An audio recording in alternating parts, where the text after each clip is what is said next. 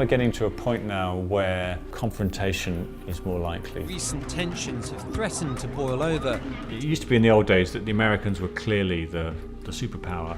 They could sail where they wanted and nobody else could do anything about it. Whereas now I think the Chinese are starting to think that maybe they have the military power, the weapons that could actually threaten the Americans. While the world is focused on Russia's aggression and the rising tensions in the South China Sea, something far more subtle is happening in the shadows. An invasion that threatens to change the balance of power in Asia. What if I told you that a tiny, peaceful Himalayan kingdom is now at the center of a creeping territorial takeover?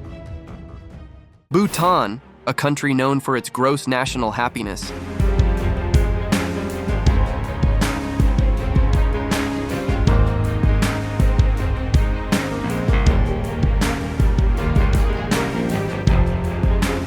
now faces the grim reality of territorial loss. But how does a nation with barely 1 million people find itself in a standoff with a global superpower like China? More importantly, what does this mean for India, Bhutan's closest ally, and the emerging influence of Brics?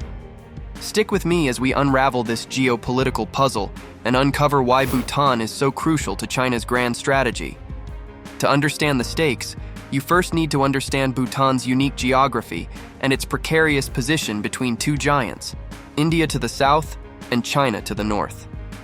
Bhutan's northern border with China is a strategic flashpoint, particularly because it lies next to India's Siliguri corridor, often called the Chicken Neck. This narrow strip of land connects mainland India to its northeastern states, making it a critical lifeline. Strategic crossroads, really. It links on one side the Pacific and the other side the Indian Ocean, and then north to China and south to Australia. Huge amounts of world trade go through, huge amounts of oil. Most of the things that we buy in the shops that come out of China, Japan, Taiwan, all travel through the South China Sea. But what happens if China gains control over this region? The answer: a potential stranglehold over India's access to its own territory. And here's the kicker. China isn't using brute force to claim this land. Instead, they prefer the salami slicing tactic, a slow but deliberate method of taking small pieces of territory over time until, before you know it, the landscape has completely changed. Continue our look this morning at what China does not want you to see. The United States says the superpower is reclaiming land in the South China Sea. China has begun this campaign of building islands in the South China Sea, taking reefs and rocks and building on top of that with sand and filling in the water. And on top of that land, they've built airstrips. They've put missiles in. They've put in installments where military personnel can be there full time. Bhutan has been in their sights for years.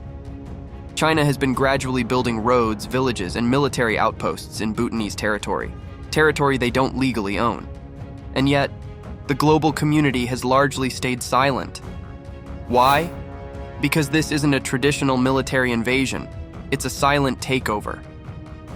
Bhutan, with its limited military capabilities, has little means to stop China's advances, and India, while watching nervously, is hesitant to intervene. Just as Bhutan holds the line in this territorial battle, you can hold the line with us. Hit like and subscribe to stay informed, because understanding today's events shapes tomorrow's world. The real question is, how far will China go? And will Bhutan resist? Fast forward to October 2023. Bhutan and China just concluded their 25th round of border negotiations, with Bhutan increasingly cornered. Chinese settlements are now firmly entrenched in disputed areas like the Jakarlung and Menchuma valleys, regions critical to Bhutan's sovereignty. These areas are not just empty land, they're strategic footholds for China to gain more influence in the region. But the real danger here isn't just for Bhutan, it's for India. The Doklam Plateau, the site of a standoff between Indian and Chinese troops in 2017, is back in the spotlight.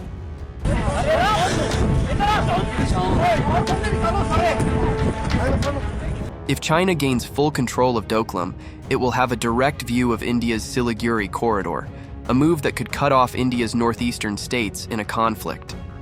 India is watching these developments closely, and their biggest concern is, what happens if Bhutan caves to Chinese pressure? Now, let's introduce a new element to this complex geopolitical web, BRICS. the growing economic alliance between Brazil, Russia, India, China, and South Africa has played a significant role in shaping regional power dynamics. China is an economic powerhouse within Brics, and its influence on member nations has been steadily growing. India, also a member of Brics, finds itself in an uncomfortable position.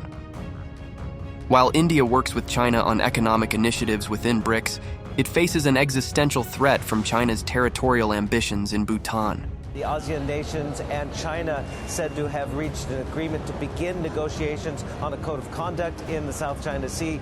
China, with its economic clout, has been offering Bhutan a seemingly tempting deal. Give up territory in the West in exchange for China dropping its claims elsewhere, including the hotly contested Doklam Plateau.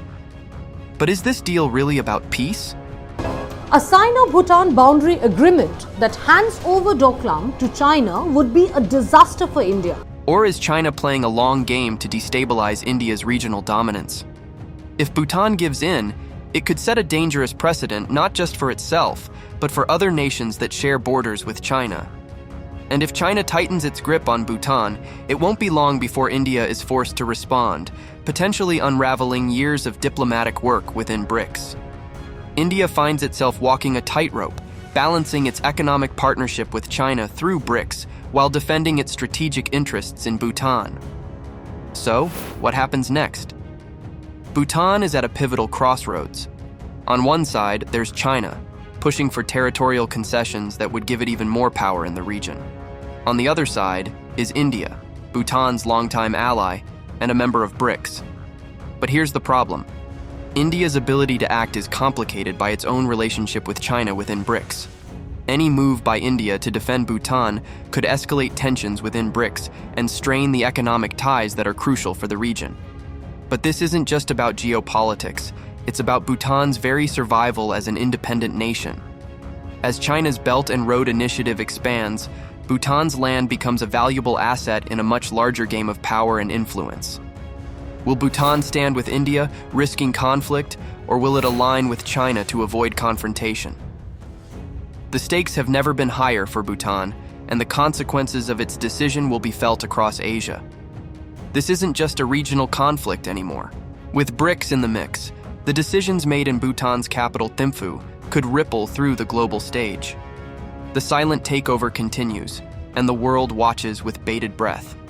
If you found this video informative, make sure to like and subscribe for more updates on the unfolding situation in Bhutan and beyond.